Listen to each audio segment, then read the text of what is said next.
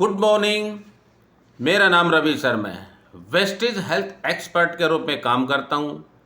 आज हम एक ऐसे सीरियस टॉपिक के बारे में बात करेंगे जिसका नाम है सोराइसिस। दोस्तों, वीडियो को शुरू से अंत तक ज़रूर सुनें। सोराइसिस एक लंबे समय तक चलने वाली ऑटो इम्यून स्किन रिलेटेड बीमारी है जिसमें स्किन की कोशिकाओं सामान्य रूप से बहुत तेज़ी से बढ़ती हैं। इसके कारण त्वचा पर लाल, सूजन वाले और चांदी जैसे पपड़ीदार धब्बे बन जाते हैं जिन्हें हम प्लाक कहते हैं। यह रोग इम्यूनिटी सिस्टम में खराबी आने के कारण होता है जो स्वस्थ स्किन कोशिकाओं पर हमला कर देती है। सोराइसिस इन्फेक्शन नहीं है, लेकिन यह जेनेटिक और एनवायरमेंटल के फैक्टर के कॉम्बिनेशन से होता है। यह बीमारी क्यों होती है?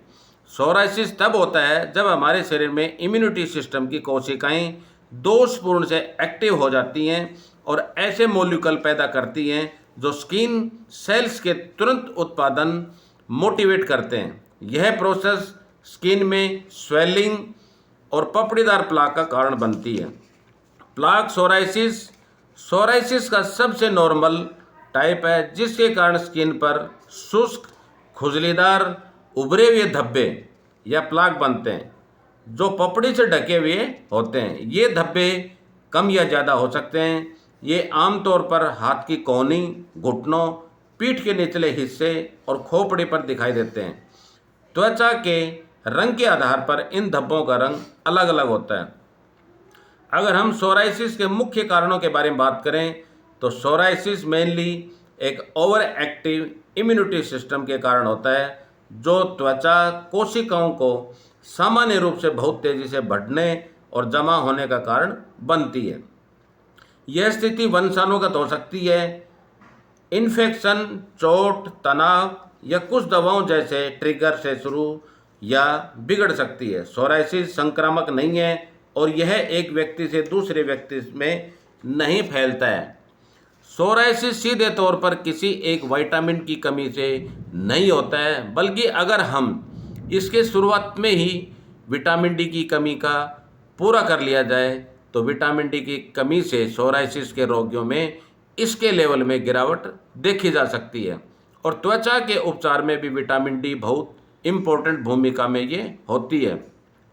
आजकल देखा गया है कि विटामिन डी की कमी बहुत ज़्यादा देखी गई है। विटामिन डी कैराटिनोनाइड्स के प्रसार और मैच्योरिटी को रेगुलेटेड करने में हेल्प करता है जो सोराइसिस के इलाज में इम्पोर्टेंट है। सोराइसिस को जड़ से ख़त्म करना मुश्किल हो सकता है क्योंकि यह एक पुरानी बीमारी है जिसका कोई स्थायी इलाज नहीं है, लेकिन अलग अलग ट्रीटमेंट से इसके लक्षणों को कंट्रोल और कम किया जा सकता है। हल्के सोराइसिस के लिए हाइड्रोसेरेट्रिनसोन या सैलिसाइलिक एसिड वाली क्रीम का यूज किया जा सकता है। एलोवेरा, नीम तेल और हल्दी जैसे घरेलू उपचार लक्षणों से राहत दिला सकते हैं। सूर्य के प्रकाश के संपर्क में आने और तनाव कम करने में भी हेल्प मिलती है, लेकिन यह ध्यान रखना इम्पोर्टेंट कि सनबर्ग यानी कि सूर्य की रोशनी से स्थिति बिगड़ सकती है।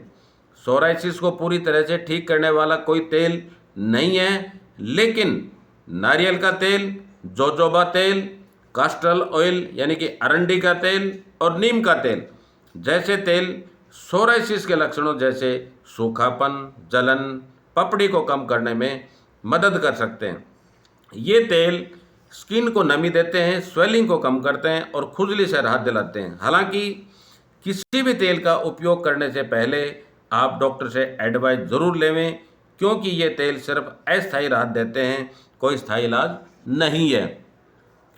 सोराइसिस की बीमारी में आप लाल मांस, पनीर, तले हुए भोजन, मार्जरीन, फास्ट फूड और कई तरह के स्नैक्स ये सभी शरीर में स्वेलिंग पैदा करने के लिए जाने जाते हैं। सोराइसिस से बचने के लिए शराब और स्मोकिंग से परहेज करना चाहिए, साथ ही डेयरी प्रोडक्ट से बचना चाहिए।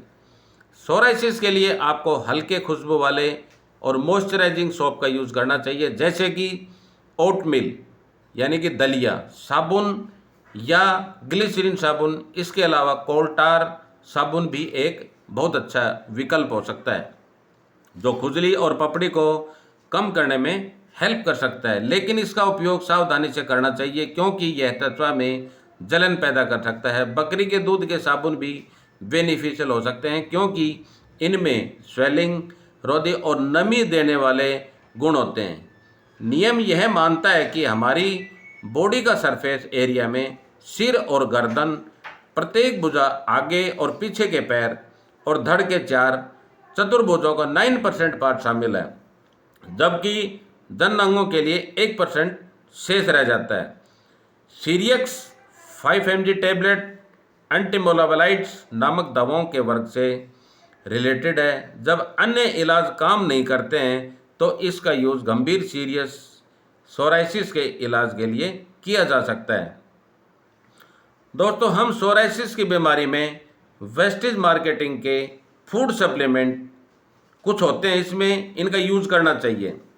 ये कोई मेडिसिन नहीं है, आपको इसमें अच्छे रिजल्ट मिलेंगे। आप कोशिश कर सकते हैं, आप मेरे से भी कांटेक्ट कर सकते हैं। चैनल में मेरा मोबाइल नंबर दिया हुआ है, जबकि आप लिख सकते हैं 9314615050 9314615050।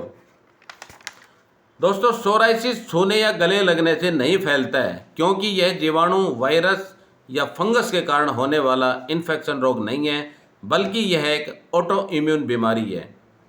यह एक व्यक्ति से दूसरे व्यक्ति में नहीं फैलता है और नहीं छूने या व्यक्तिगत वस्तुएं साझा करने में फैलता है। Thank you, wish you well. आप मेरे से कांटेक्ट कर सकते हैं। आप चैनल को सब्सक्राइब ज़रूर करें और बेल आइकन को क्लिक करें, ताकि आपको अगली वीडियो के लिए नोटिफिकेशन मिलता रहे।